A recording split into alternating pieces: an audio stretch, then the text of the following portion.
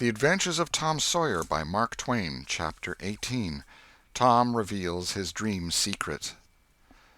That was Tom's great secret, the scheme to return home with his brother pirates and attend their own funerals. They had paddled over to the Missouri shore on a log, at dusk on Saturday, landing 5 or 6 miles below the village. They had slept in the woods at the edge of the town till nearly daylight, and had then crept through back lanes and alleys and finished their sleep in the gallery of the church among a chaos of invalided benches. At breakfast Monday morning, Aunt Polly and Mary were very loving to Tom, and very attentive to his wants. There was an unusual amount of talk. In the course of it, Aunt Polly said, "Well, I don't say it wasn't a fine joke, Tom, to keep everybody suffering most a week so you boys had a good time, but it is a pity you could be so hard-hearted as to let me suffer so. If you could have come over on a log to go to your funeral, you could have come over and give me a hint some way that you warn't dead, but only run off." "Yes, you could have done that, Tom," said Mary, "and I believe you would if you had thought of it." "Would you, Tom?" said Aunt Polly, her face lightening wistfully. "Say now, would you if you'd thought of it?" Well, I don't know. 'Twould have spoiled everything." "Tom, I hoped you loved me that much," said Aunt Polly with a grieved tone that discomforted the boy. "It would have been something if you'd cared enough to think of it, even if you didn't do it." "Now, Auntie, that ain't any harm," pleaded Mary. "It's only Tom's giddy way. He's always in such a rush that he never thinks of anything." "More's the pity. Sid would have thought, and Sid would have come and done it, too. Tom, you'll look back some day, when it's too late, and wish you'd cared a little more for me, when it would have cost you so little." "Now, Auntie, you know I do care for you," said Tom. "I'd know it better if you acted more like it." "I wish now I'd thought," said Tom with a repentant tone. "But I dreamed about you, anyway. That's something, ain't it?" "It ain't much. A cat does that much. But it's better than nothing. What did you dream?" "Why, Wednesday night I dreamt that you was sitting over there by the bed, and Sid was sitting by the wood-box, and Mary next to him." "Well, so we did. So we always do. I'm glad your dreams could take even that much trouble about us. And I dreamt that Joe Harper's mother was here." "Why, she was here. Did you dream any more?" "Oh, lots, but it's so dim now." "Well, try to recollect, can't you?" "Somehow it seems to me that the wind blowed, try harder, Tom. The wind did blow something. Come." Tom pressed his fingers to his forehead an anxious minute, and then said, I've got it now. It blowed the candle." "Mercy on us! Go on, Tom, go on." "And it seems to me that you said, 'Why, I believe that door—'" "Go on, Tom." "Just let me study a moment. Just a moment. Oh, yes, you said you believed the door was open." "As I'm sitting here, I did. Didn't I, Mary? Go on." "And then, well, I won't be certain, but it seems like as if you made Sid go and— Well, what did I make him do, Tom? What did I make him do?" "You made him— you— oh, you made him shut it." "Well, for land's sake, I never heard the beat of that in all my days. Don't tell me there ain't anything in dreams any more. Serenity Harper shall know of this before I'm an hour older. I'd like to see her get around this with her rubbage about superstition. Go on, Tom." "Oh, it's all getting just as bright as day now. Next you said I warn't bad, only mischievous and harum-scarum, and not any more responsible than I think it was a colt or something." "And so it was. Well, goodness gracious, go on, Tom." "And then you began to cry." So I did. Not the first time, neither." "And then?" "Then Mrs. Harper, she began to cry, and said Joe was just the same, and she wished she hadn't whipped him for taking cream when she'd throwed it out of her own self." "Tom, the Spirit was upon you. You was a prophesying. That's what you was a-doing. Land alive, go on, Tom." "Well, then Sid, he said— "Well, I don't think I said anything," said Sid. "Yes, you did, Sid," said Mary. "Shut your heads and let Tom go. What did he say, Tom?" "He said— I think he said he hoped I was better off where I was gone to, but if I'd been better sometimes—" "There, d'you hear that? It was his very words. And you shut him up sharp." "I lay I did. There must have been an angel there. There was an angel there, somewheres." And Mrs. Harper told about Joe scaring her with a firecracker, and you told about Peter and the painkiller, just as true as I live. And then there was a whole lot of talk about dragging the river for us, and about having the funeral Sunday, and then you and old Miss Harper hugged and cried, and she went. It happened just so. It happened just so, as sure as I'm sitting in these very tracks. Tom, you couldn't have told it more like if you'd have seen it. And then what? Go on, Tom. Then I thought you prayed for me, and I could see you and hear every word you said. And you went to bed, and I was so sorry that I took and wrote on a piece of sycamore bark, "We ain't dead, we are only off being pirates," and put it on the table by the candle. And then you looked so good laying there asleep that I thought I went and leaned over and kissed you on the lips. Did you, Tom? Did you? I just forgive you everything for that. And she seized the boy in a crushing embrace that made him feel like the guiltiest of villains. It was very kind, even though it was only a dream, Sid soliloquized, just audibly. Shut up, Sid. A body does just the same in a dream as he'd do if he was awake. Here's a big Milam apple I've been saving for you, Tom, if you was ever found again. Now go along to school. I'm thankful to the good God and Father of us all I've got you back. That's long-suffering and merciful to them that believe on him and keep his word, though goodness knows I'm unworthy of it. But if only the worthy ones got his blessings, and had his hand to help them over the rough places, there's few enough would smile here or ever enter into his rest when the long night comes. Go along, Sid, Mary, Tom. Take yourselves off. You've hindered me long enough. The children left for school, and the old lady to call on Mrs. Harper and vanquish her realism with Tom's marvelous dream. Sid had better judgment than to utter the thought that was in his mind as he left the house. It was this: pretty thin, as long as a dream as that, without any mistakes in it. What a hero Tom was become now! He did not go skipping and prancing, but moved with a dignified swagger as became a pirate who felt that the public eye was on him. And indeed it was. He tried not to seem to see the looks or hear the remarks as he passed along, but they were food and drink to him. Smaller boys than himself flocked at his heels, as proud to be seen with him and tolerated by him as if he had been the drummer at the head of a procession or the elephant leading a menagerie into town. Boys of his own size pretended not to know he had been away at all, but they were consuming with envy nevertheless. They would have given anything to have had that swarthy, sun-tanned skin of his, and his glittering notoriety, and Tom would not have parted with either for a circus. At school the children made so much of him and of Joe, and delivered such eloquent admiration from their eyes, that the two heroes were not long in becoming insufferably stuck-up. They began to tell their adventures to hungry listeners, but they only began. It was not a thing likely to have an end, with imaginations like theirs to furnish material. And finally, when they got out their pipes and went serenely puffing around, the very summit of glory was reached. Tom decided that he could be independent of Becky Thatcher now. Glory was sufficient. He would live for glory. Now that he was distinguished, maybe she would be wanting to make up. Well, let her. She should see that he could be as indifferent as some other people. Presently she arrived. Tom pretended not to see her. He moved away and joined a group of boys and girls and began to talk. Soon he observed that she was tripping gaily back and forth with flushed face and dancing eyes, pretending to be busy chasing schoolmates, and screaming with laughter when she made a capture. But he noticed that she always made her captures in his vicinity, and that she seemed to cast a conscious eye in his direction at such times, too. It gratified all the vicious vanity that was in him, and so, instead of winning him, it only set him up the more, and made him the more diligent to avoid betraying that he knew she was about.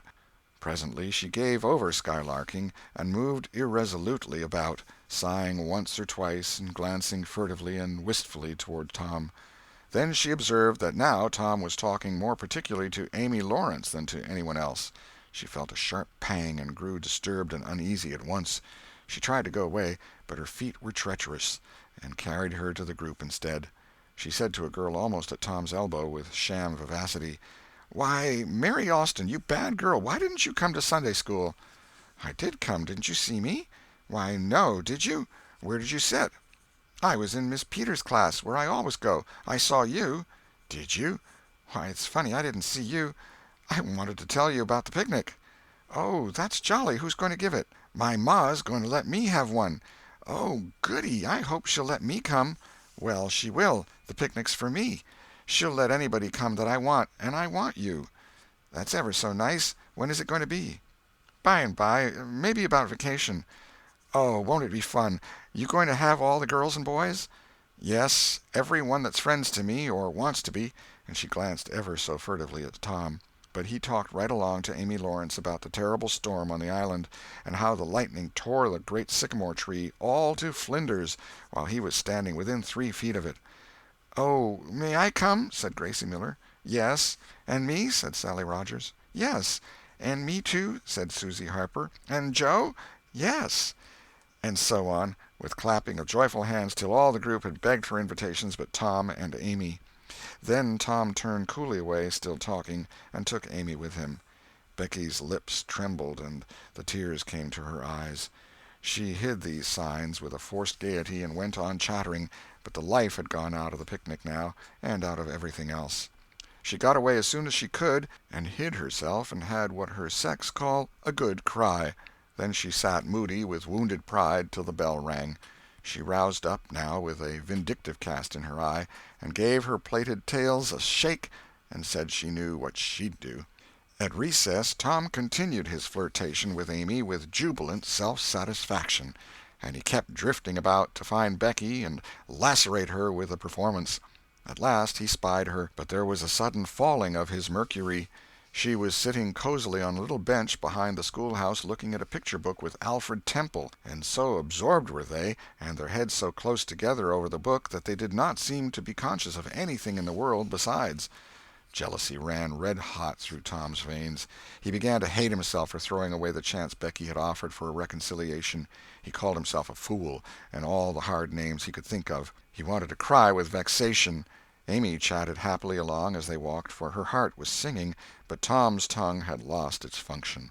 He did not hear what Amy was saying, and whenever she paused expectantly he could only stammer an awkward assent, which was as often misplaced as otherwise. He kept drifting to the rear of the schoolhouse again and again to sear his eyeballs with the hateful spectacle there. He could not help it, and it maddened him to see, as he thought he saw, that Becky Thatcher never once suspected that he was even in the land of the living. But she did see, nevertheless, and she knew she was winning her fight, too, and was glad to see him suffer as she had suffered. Amy's happy prattle became intolerable. Tom hinted at things he had to attend to, things that must be done, and time was fleeting. But in vain. The girl chirped on.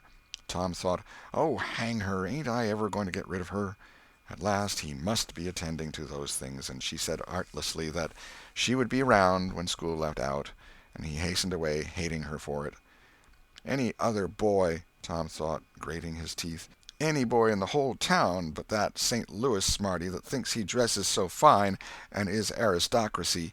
Oh, all right, I licked you the first day you ever saw this town, mister, and I'll lick you again. You just wait till I catch you out. I'll just take and he went through the motions of thrashing an imaginary boy, pummeling the air and kicking and gouging.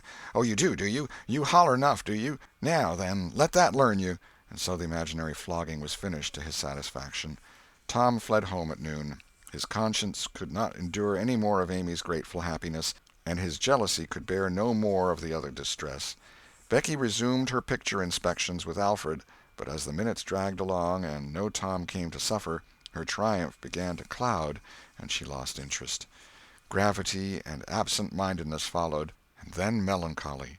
2 or 3 times she pricked up her ear at a footstep, but it was a false hope. No Tom came. At last she grew entirely miserable and wished she hadn't carried it so far. When poor Alfred, seeing that he was losing her, he did not know how, kept exclaiming, "Oh, here's a jolly one, look at this," she lost patience at last and said, "Oh, don't bother me, I don't care for them," and burst into tears and got up and walked away. Alfred dropped alongside and was going to try to comfort her, but she said, "Go away and leave me alone, can't you? I hate you." So the boy halted, wondering what he could have done, for she had said she would look at pictures all through the nooning, and she walked on crying. Then Alfred went musing into the deserted schoolhouse. He was humiliated and angry. He easily guessed his way to the truth. The girl had simply made a convenience of him, to vent her spite upon Tom Sawyer. He was far from hating Tom the less when this thought occurred to him. He wished there was some way to get that boy into trouble without much risk to himself. Tom's spelling-book fell under his eye. Here was his opportunity. He gratefully opened to the lesson for the afternoon and poured ink upon the page. Becky, glancing in at a window behind him at the moment, saw the act and moved on without discovering herself. She started homeward now, intending to find Tom and tell him. Tom would be thankful and their troubles would be healed. Before she was halfway home, however, she had changed her mind. The thought of Tom's treatment of her when she was talking about her picnic came scorching back and filled her with shame. She resolved to let him get whipped on the damaged spelling-book's account and to hate him forever into the bargain. End of Chapter 18. Chapter 19. The Cruelty of "I Didn't Think." Tom arrived at home in a dreary mood, and the first thing his aunt said to him showed him that he had brought his sorrows to an unpromising market. "Tom, I've a notion to skin you alive." "Auntie, what have I done?" "Well, you've done enough. Here I go over to Serenity Harper like an old softy, expecting I'm going to make her believe all that rubbish about that dream, when lo and behold you, she'd found out from Joe that you was over here and heard all the talk we had that night. Tom, I don't know what is to become of a boy that will act like that. It makes me feel so bad to think that you could let me go to Serenity Harper and make such a fool of myself and never say a word." This was a new aspect of the thing. His smartness of the morning had seemed to Tom a good joke before, and very ingenious. It merely looked mean and shabby now. He hung his head and could not think of anything to say for a moment. Then he said, "Auntie, I wished I hadn't done it, but I didn't think." "Oh, child, you never think. You never think of anything but your own selfishness. You could think to come all the way over here from Jackson's Island in the night to laugh at our troubles, and you could think to fool me with a lie about a dream, but you couldn't ever think to pity us and save us from sorrow." "Auntie, I know now it was mean, but I didn't mean it to be mean. I didn't, honest. And besides, I didn't come over here to laugh at you that night." "What did you come for, then?" "It was to tell you not to be uneasy about us, because we hadn't got drownded." "Tom, Tom, I would be the thankfulest soul in this world if I could believe you ever had as good a thought as that. But you know you never did, and I know it, Tom." Indeed, I did, Auntie. I wish I may never stir if I didn't." "Oh, Tom, don't lie. Don't do it. It only makes things 100 times worse." "It ain't a lie, Auntie. It's the truth. I wanted to keep you from grieving. That was all that made me come."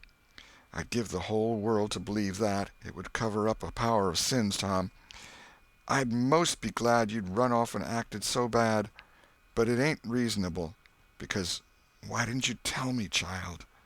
"Why, you see, when you got to talking about the funeral, I just got all full of the idea of our coming and hiding in the church, and I couldn't somehow bear to spoil it. So I just put the bark back in my pocket and kept mum."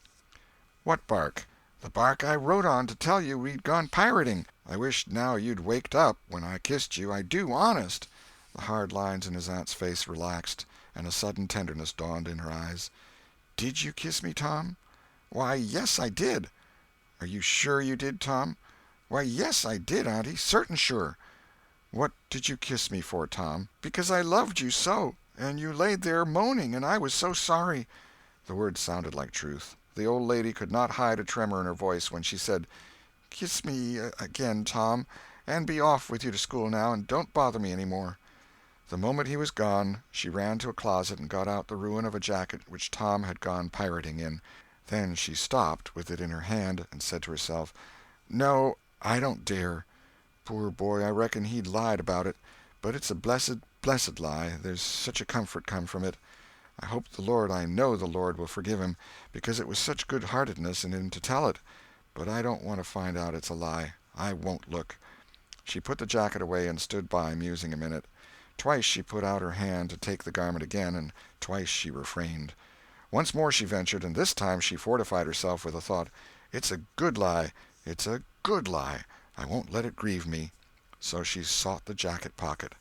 A moment later she was reading Tom's piece of bark through the flowing tears and saying, "I forgive the boy now if he'd committed 1,000,000 sins." End of Chapter 19. Chapter 20.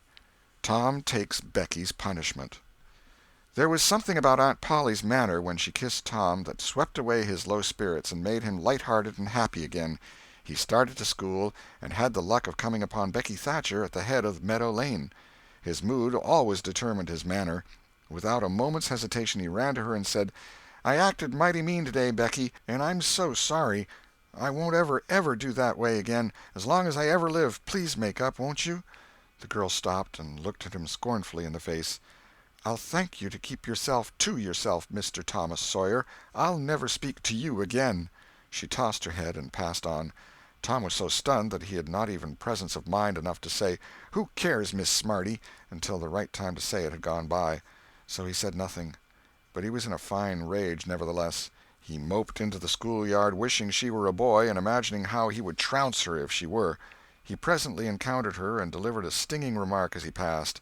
She hurled one in return, and the angry breach was complete. It seemed to Becky, in her hot resentment, that she could hardly wait for school to take in, she was so impatient to see Tom flogged for the injured spelling-book. If she had had any lingering notion of exposing Alfred Temple, Tom's offensive fling had driven it entirely away. Poor girl, she did not know how fast she was nearing trouble herself. The master, Mr. Dobbins, had reached middle age with an unsatisfied ambition. The darling of his desires was to be a doctor, but poverty had decreed that he should be nothing higher than a village schoolmaster. Every day he took a mysterious book out of his desk and absorbed himself in it at times when no classes were reciting. He kept that book under lock and key. There was not an urchin in school but was perishing to have a glimpse of it, but the chance never came. Every boy and girl had a theory about the nature of that book, but no two theories were alike, and there was no way of getting at the facts in the case. Now, as Becky was passing by the desk, which stood near the door, she noticed that the key was in the lock. It was a precious moment. She glanced around, found herself alone, and the next instant she had the book in her hands. The title page, Professor Somebody's Anatomy, carried no information to her mind, so she began to turn the leaves. She came at once upon a handsomely engraved and colored frontispiece, a human figure, stark naked. At that moment a shadow fell on the page, and Tom Sawyer stepped in at the door and caught the glimpse of the picture. Becky snatched at the book to close it, and had the hard luck to tear the pictured plate half down the middle. She thrust the volumes into the desk, turned the key, and burst out crying with shame and vexation. "Tom Sawyer, you are just as mean as you can be, to sneak up on a person and look at what they're looking at. How could I know you was looking at anything? You ought to be ashamed of yourself, Tom Sawyer. You know you're going to tell on me, and what shall I do? What shall I do? I'll be whipped, and I never was whipped in school." Then she stamped her little foot and said, "Be so mean if you want to. I know something that's going to happen. You just wait and you'll see. Hateful, hateful, hateful!" And she flung out of the house with a new explosion of crying. Tom stood still, rather flustered by this onslaught. Presently he said to himself, "What a curious kind of a fool a girl is. Never been licked in school. Shucks, what's a licking? That's just like a girl. They're so thin-skinned and chicken-hearted. Well, of course I ain't going to tell old Dobbins on this little fool, because there's other ways of getting even on her that ain't so mean. But what of it? Old Dobbins will ask who it was tore his book. Nobody'll answer. Then he'll do just the way he always does, ask first one and then t'other, and when he comes to the right girl he'll know it, without any telling. Girls' faces always tell on them. They ain't got any backbone.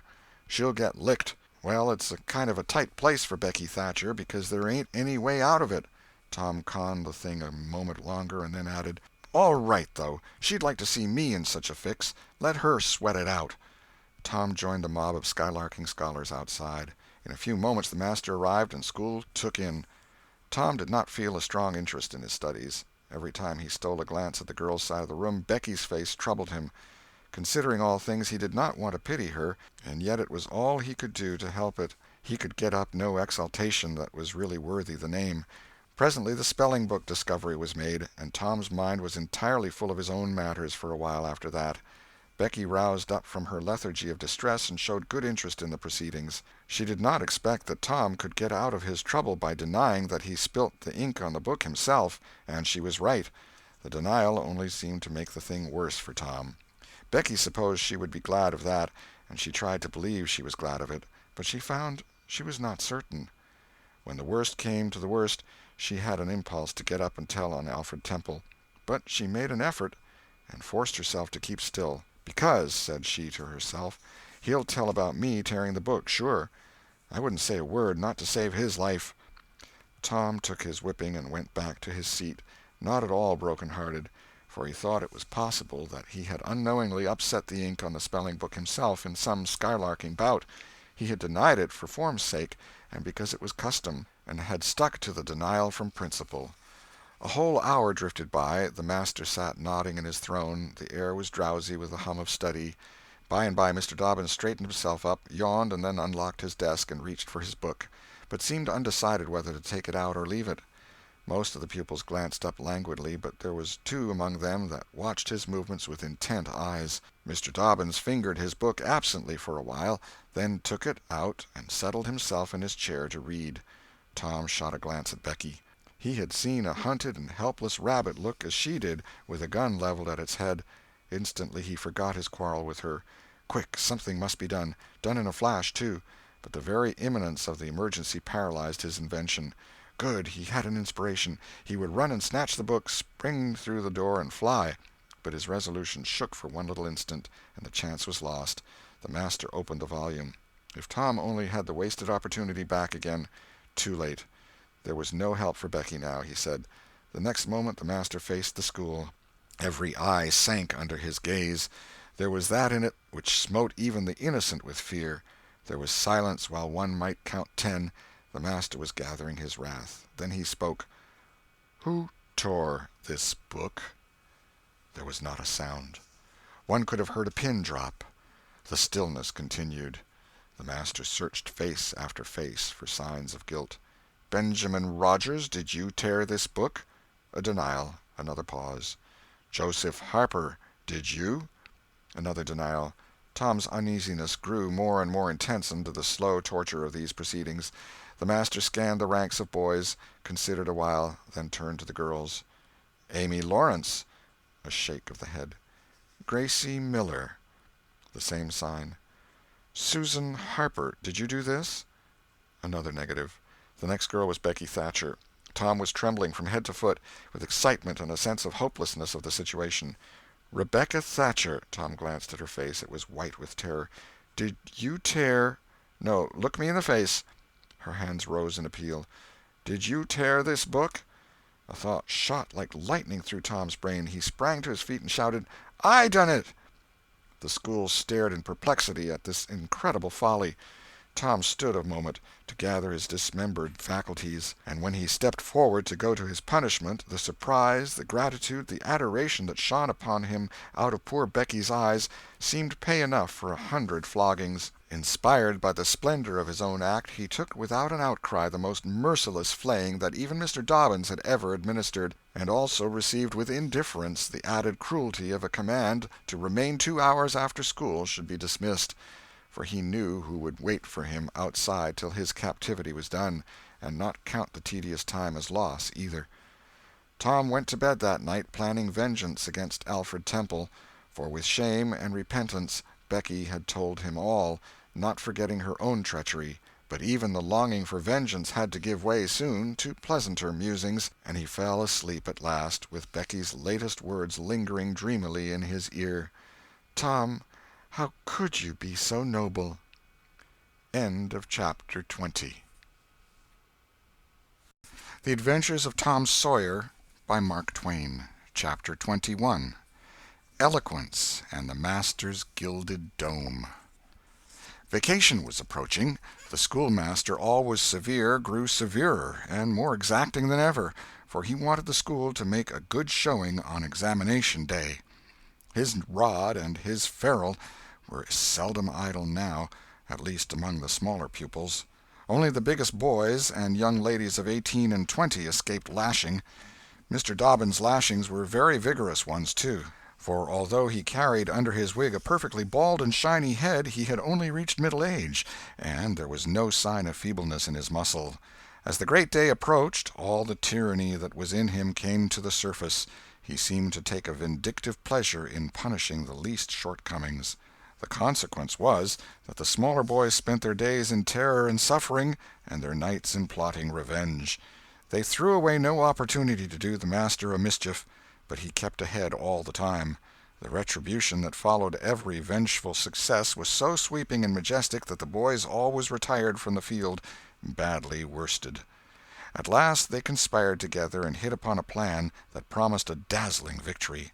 They swore in the sign-painter's boy, told him the scheme, and asked his help. He had his own reason for being delighted, for the master boarded in his father's family, and had given the boy ample cause to hate him. The master's wife would go on a visit to the country in a few days, and there would be nothing to interfere with the plan. The master always prepared himself for great occasions by getting pretty well fuddled, and the sign-painter's boy said that when the dominie had reached the proper condition on examination evening, he would manage the thing while he napped in his chair. Then he would have him awakened at the right time and hurried away to school.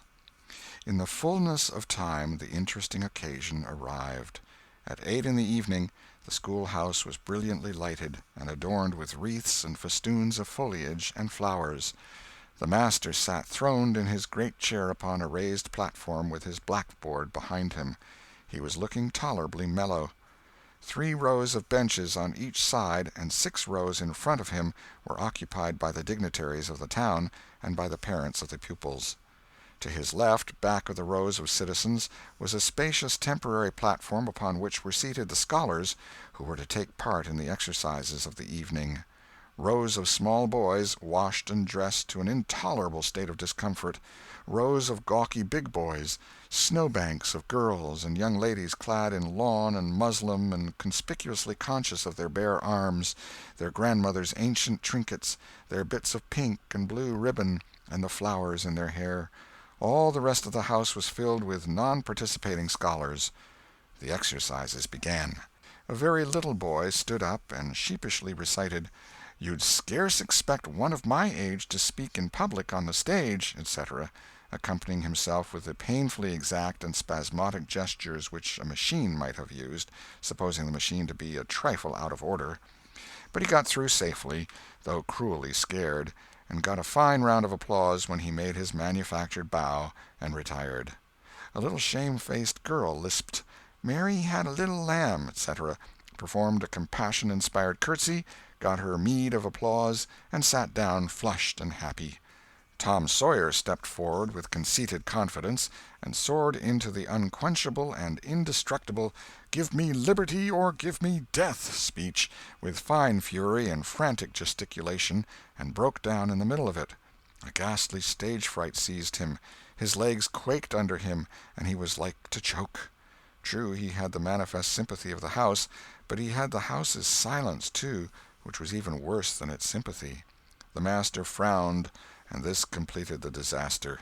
Tom struggled a while, and then retired utterly defeated. There was a weak attempt at applause, but it died early. "The boy stood on the burning deck" followed. Also, "The Assyrian came down," and other declamatory gems. Then there were reading exercises and a spelling fight. The meager Latin class recited with honor. The prime feature of the evening was in order now, original compositions by the young ladies. Each in her turn stepped forward to the edge of the platform, cleared her throat, held up her manuscript, tied with dainty ribbon, and proceeded to read, with labored attention to expression and punctuation. The themes were the same that had been illuminated upon similar occasions by their mothers before them, their grandmothers, and doubtless all their ancestors in the female line clear back to the Crusades.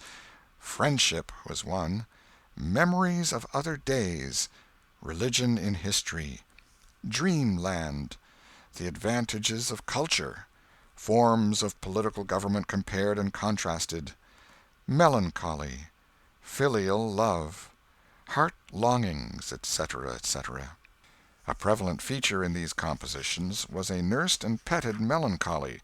Another was a wasteful and opulent gush of fine language. Another was a tendency to lug in by the ears particularly prized words and phrases until they were worn entirely out, and a peculiarity that conspicuously marked and marred them was the inveterate and intolerable sermon that wagged its crippled tail at the end of each and every one of them. No matter what the subject might be, a brain-racking effort was made to squirm it into some aspect or other that the moral and religious mind could contemplate with edification. The glaring insincerity of these sermons was not sufficient to compass the banishment of the fashion from the schools, and it is not sufficient today. It never will be sufficient while the world stands, perhaps.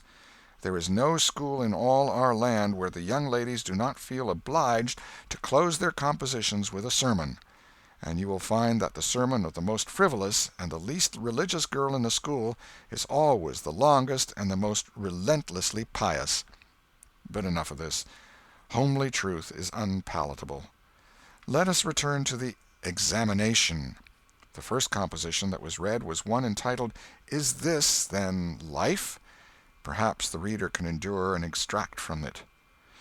In the common walks of life, with what delightful emotions does the youthful mind look forward to some anticipated scene of festivity! Imagination is busy sketching rose-tinted pictures of joy. In fancy, the voluptuous votary of fashion sees herself amid the festive throng, the observed of all observers. Her graceful form, arrayed in snowy robes, is whirling through the mazes of the joyous dance. Her eye is brightest, her step is lightest in the gay assembly.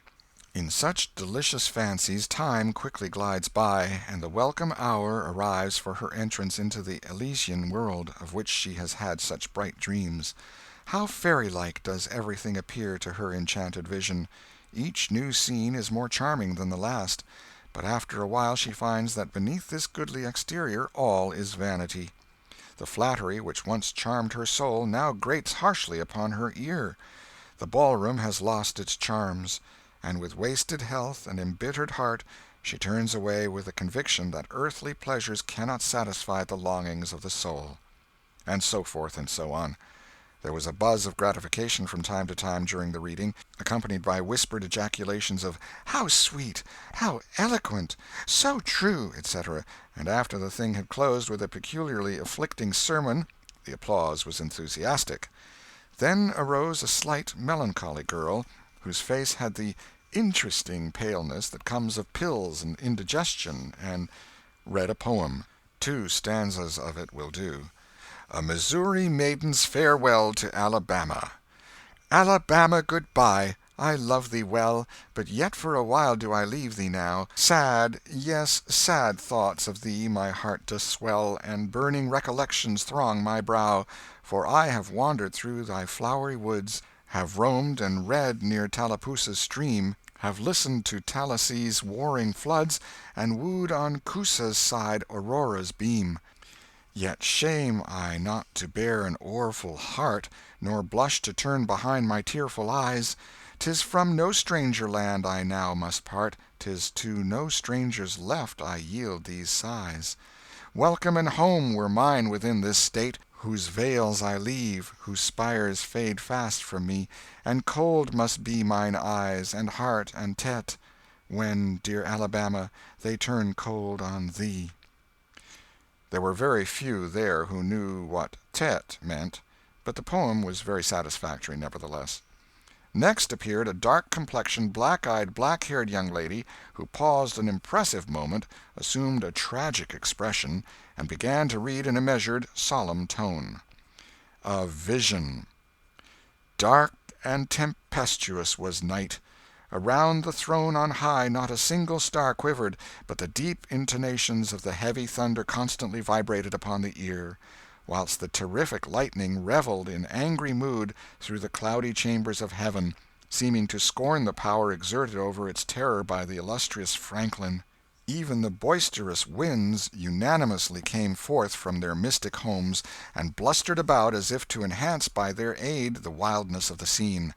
At such a time, so dark, so dreary, for human sympathy my very spirit sighed, but instead thereof, "My dearest friend, my counselor, my comforter and guide, my joy in grief, my second bliss in joy," came to my side. She moved like one of those bright beings pictured in the sunny walks of fancy's Eden by the romantic and young, a queen of beauty unadorned save by her own transcendent loveliness. So soft was her step, it failed to make even a sound, and but for the magical thrill imparted by her genial touch, as other unobtrusive beauties, she would have glided away unperceived, unsought. A strange sadness rested upon her features, like icy tears upon the robe of December, as she pointed to the contending elements without, and bade me contemplate the two beings presented. This nightmare occupied some 10 pages of manuscript, and wound up with a sermon so destructive of all hope to non-Presbyterians that it took the first prize. This composition was considered to be the very finest effort of the evening. The mayor of the village, in delivering the prize to the author of it, made a warm speech in which he said that it was by far the most eloquent thing he had ever listened to, and that Daniel Webster himself might well be proud of it. It may be remarked in passing that the number of compositions in which the word beauteous was overfondled, and human experience referred to as life's pages, was up to the usual average. Now the master, mellow almost to the verge of geniality, put his chair aside, turned his back to the audience, and began to draw a map of America on the blackboard to exercise the geography class upon. But he made a sad business of it with his unsteady hand, and a smothered titter rippled over the house.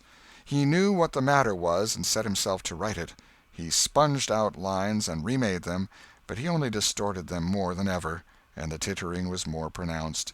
He threw his entire attention upon his work now, as if determined not to be put down by the mirth. He felt that all eyes were fastened upon him. He imagined he was succeeding, and yet the tittering continued. It even manifestly increased, and well it might. There was a garret above, pierced with a scuttle over his head, and down through this scuttle came a cat, suspended around the haunches by a string. She had a rag tied about her head and jaws to keep her from mewing. As she slowly descended, she curved upward and clawed at the string. She swung downward and clawed at the intangible air. The tittering rose higher and higher. The cat was within 6 inches of the absorbed teacher's head. Down, down, a little lower, and she grabbed his wig with her desperate claws, clung to it, and was snatched up into the garret in an instant with her trophy still in her possession. And how the light did blaze abroad from the master's bald pate, for the sign-painter's boy had gilded it. That broke up the meeting. The boys were avenged. Vacation had come. Note: the pretended compositions quoted in this chapter are taken without alteration from a volume entitled Prose and Poetry by a Western Lady, but they are exactly and precisely after the schoolgirl pattern, and hence are much happier than any mere imitations could be. End of Chapter 21. Chapter 22. Huck Finn Quotes Scriptures. Tom joined the new order of cadets of temperance, being attracted by the showy character of their regalia. He promised to abstain from smoking, chewing, and profanity as long as he remained a member. Now he found out a new thing, namely, that to promise not to do a thing is the surest way in the world to make a body want to go and do that very thing. Tom soon found himself tormented with a desire to drink and swear. The desire grew to be so intense that nothing but the hope of a chance to display himself in his red sash kept him from withdrawing from the order. 4th of July was coming, but he soon gave that up. Gave it up before he had worn his shackles over 48 hours, and fixed his hopes upon old Judge Fraser, Justice of the Peace, who was apparently on his deathbed and would have a big public funeral, since he was so high an official. During 3 days Tom was deeply concerned about the judge's condition and hungry for news of it.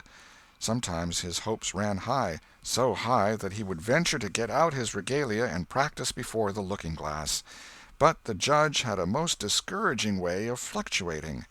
At last he was pronounced upon the mend, and then convalescent. Tom was disgusted, and felt a sense of injury, too. He handed in his resignation at once, and that night the judge suffered a relapse and died.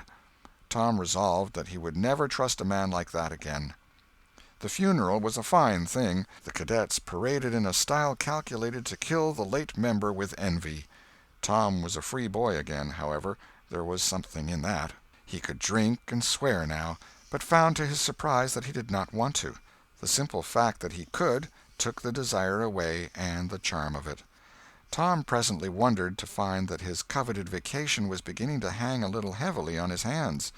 He attempted a diary, but nothing happened during 3 days, and so he abandoned it.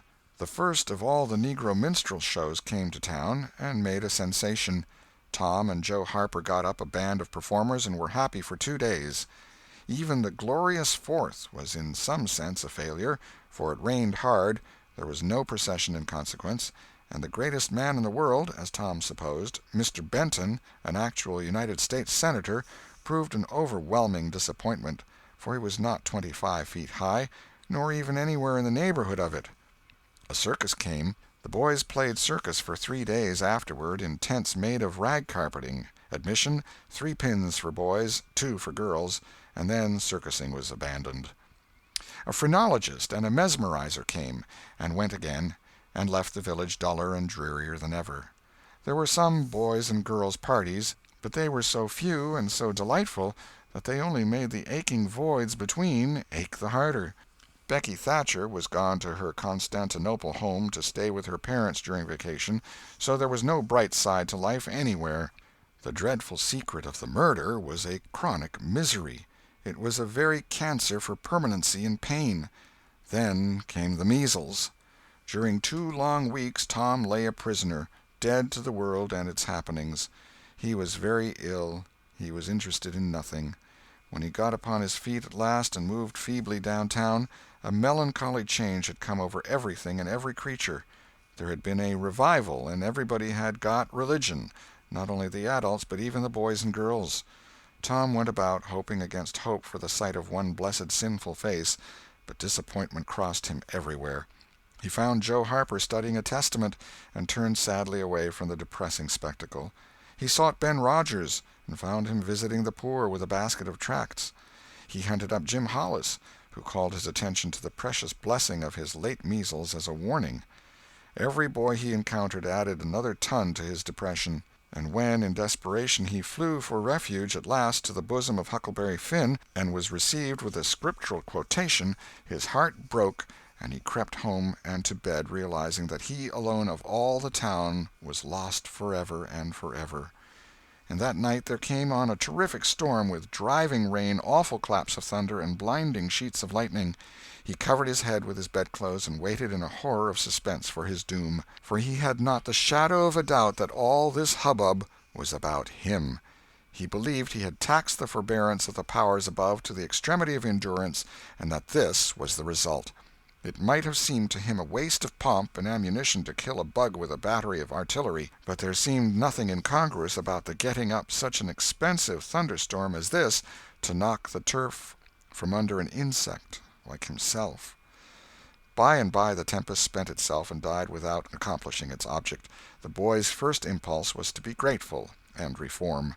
His second was to wait, for there might not be any more storms. The next day the doctors were back. Tom had relapsed. The 3 weeks he spent on his back this time seemed an entire age. When he got abroad at last, he was hardly grateful that he had been spared, remembering how lonely was his estate, how companionless and forlorn he was.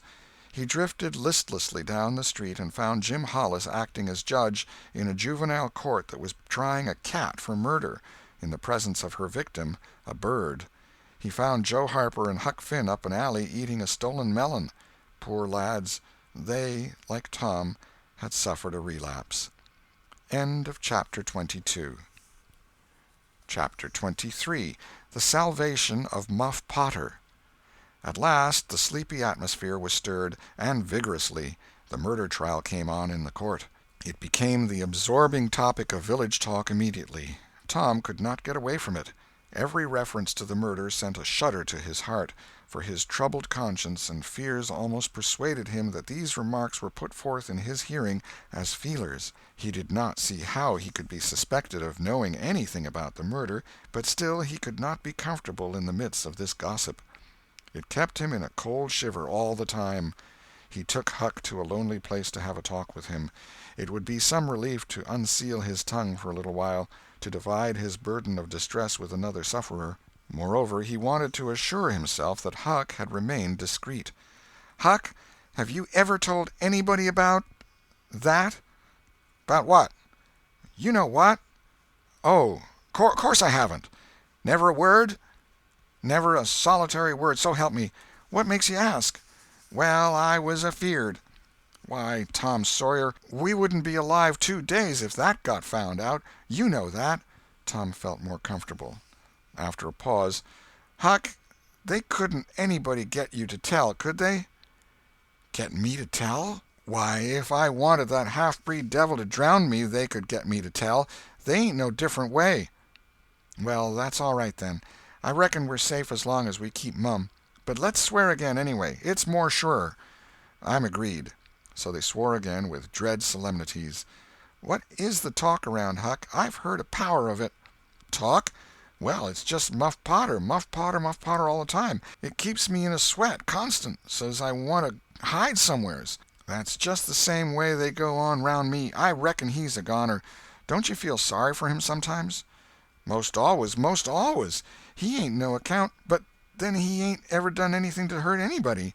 Just fishes a little, to get money to get drunk on, and loafs around considerable." "But, Lord, we all do that. Leastways most of us. Preachers and such like. But he's kind of good. He give me half a fish once, when there weren't enough for two. And lots of times he's kind of stood by me when I was out of luck." "Well, he's mended kites for me, Huck, and knitted hooks onto my line. I wish we could get him out of there." "My, we couldn't get him out, Tom, and besides, 'twouldn't do any good. They'd catch him again." "Yes, so they would. But I hate to hear 'em abuse him so like the dickens when he never done that." "I do too, Tom. Lord, I hear 'em say he's the bloodiest looking villain in this country, and they wonder he wasn't ever hung before." "Yes, they talk like that all the time. I've heard 'em say that if he was to get free they'd lynch him." "And they'd do it, too." The boys had a long talk, but it brought them little comfort. As the twilight drew on, they found themselves hanging about the neighborhood of the little isolated jail, perhaps with an undefined hope that something would happen that might clear away their difficulties. But nothing happened. There seemed to be no angels or fairies interested in this luckless captive. The boys did as they had often done before, went to the cell grating and gave Potter some tobacco and matches. He was on the ground floor, and there were no guards. His gratitude for their gifts had always smote their conscience before. It cut deeper than ever this time. They felt cowardly and treacherous to the last degree when Potter said, "You've been mighty good to me, boys, better'n anybody else in this town, and I don't forget it, I don't. Often I says to myself, says I used to mend all the boys' kites and things, and show 'em where the good fishing places was, and befriend 'em what I could, and now they've all forgot old Muff when he's in trouble. But Tom don't, and Huck don't. They don't forget him, says I, and I don't forget them. Well, boys, I done an awful thing. Drunk and crazy at the time. That's the only way I count for it, and now I got to swing for it, and it's right. Right, and best, too, I reckon. I hope so, anyway. Well, we won't talk about that. I don't want to make you feel bad. You've befriended me. But what I want to say is, don't you ever get drunk. Then you won't ever get here. Stand a little further west, so that's it.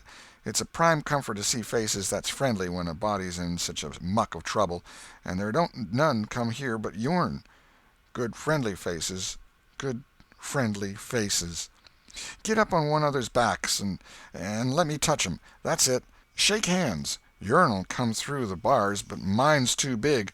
Little hands and weak, and they've helped Muff Potter a power, and they'd help him more if they could." Tom went home miserable, and his dreams that night were full of horrors. The next day and the day after he hung about the courtroom, drawn by an impossible, irresistible impulse to go in, but forcing himself to stay out. Huck was having the same experience. They studiously avoided each other. Each wandered away from time to time, but the same dismal fascination always brought them back presently. Tom kept his ears open when idlers sauntered out of the courtroom, but invariably heard distressing news. The toils were closing more and more relentlessly around poor Potter. At the end of the second day the village talk was to the effect that Injun Joe's evidence stood firm and unshaken, and that there was not the slightest question as to what the jury's verdict would be. Tom was out late that night, and came to bed through the window. He was in a tremendous state of excitement. It was hours before he got to sleep. All the village flocked to the courthouse the next morning, for this was to be the great day. Both sexes were about equally represented in the packed audience, After a long wait the jury filed in and took their places. Shortly afterward, Potter, pale and haggard, timid and hopeless, was brought in, with chains upon him, and seated where all the curious eyes could stare at him. No less conspicuous was Injun Joe, stolid as ever. There was another pause, and then the judge arrived and the sheriff proclaimed the opening of the court. The usual whisperings among the lawyers and gathering together of papers followed. These details and accompanying delays worked up an atmosphere of preparation that was as impressive as it was fascinating. Now a witness was called who testified that he found Muff Potter washing in the brook at an early hour the morning that the murder was discovered, and that he immediately sneaked away. After some further questioning, counsel for the prosecution said, "Take the witness." The prisoner raised his eyes for a moment, but dropped them again when his own counsel said, "I have no questions to ask him." The next witness proved the finding of the knife near the corpse. Counsel for the prosecution said, "Take the witness." "I have no questions to ask him," Potter's lawyer replied. A third witness swore he had often seen the knife in Potter's possession. "Take the witness." Counsel for Potter declined to question him. The faces of the audience began to betray annoyance.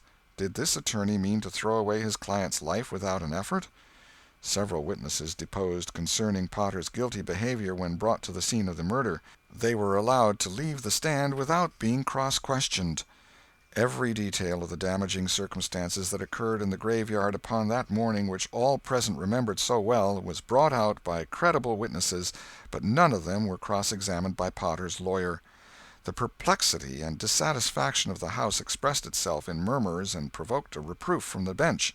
Counsel for the prosecution now said, "By the oaths of citizens whose simple word is above suspicion, we have fastened this awful crime, beyond all possibility of question, upon the unhappy prisoner at the bar. We rest our case here." A groan escaped from poor Potter, and he put his face in his hands and rocked his body softly to and fro, while a painful silence reigned in the courtroom. Many men were moved, and many women's compassion testified itself in tears. Counsel for the defense rose and said, "Your Honor, in our remarks at the opening of this trial, we foreshadowed our purpose to prove that our client did this fearful deed while under the influence of a blind and irresponsible delirium produced by drink. We have changed our mind. We shall not offer that plea." Then to the clerk, "Call Thomas Sawyer." A puzzled amazement awoke in every face in the house, not even excepting Potter's. Every eye fastened itself with wondering interest upon Tom as he rose and took his place upon the stand. The boy looked wild enough, for he was badly scared. The oath was administered.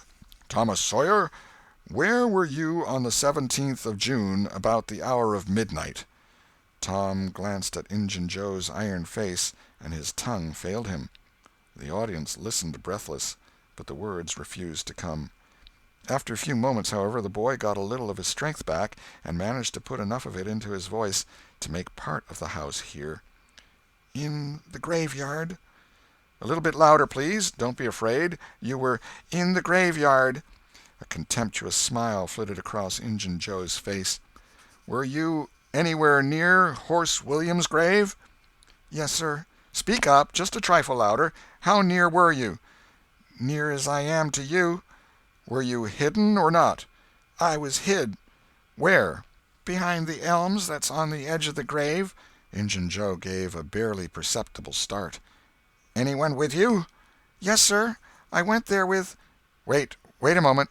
Never mind mentioning your companion's name. We will produce him at the proper time. Did you carry anything there with you?" Tom hesitated and looked confused. "Speak out, my boy. Don't be diffident. The truth is always respectable. What did you take there?" "Only a dead cat." There was a ripple of mirth which the court checked. "We will produce the skeleton of that cat. Now, my boy, tell us everything that occurred. Tell it in your own way. Don't skip anything, and don't be afraid." Tom began, hesitatingly at first, but as he warmed to his subject his words flowed more and more easily. In a little while every sound ceased but his own voice. Every eye fixed itself upon him. With parted lips and bated breath the audience hung upon his words, taking no note of time, wrapped in the ghastly fascination of the tale. The strain upon pent emotion reached its climax when the boy said, "And as the doctor fetched the board around and Muff Potter fell, Injun Joe jumped with a knife and—" Crash! Quick as lightning the half-breed sprang for a window, tore his way through all opposers, and was gone. End of chapter 23.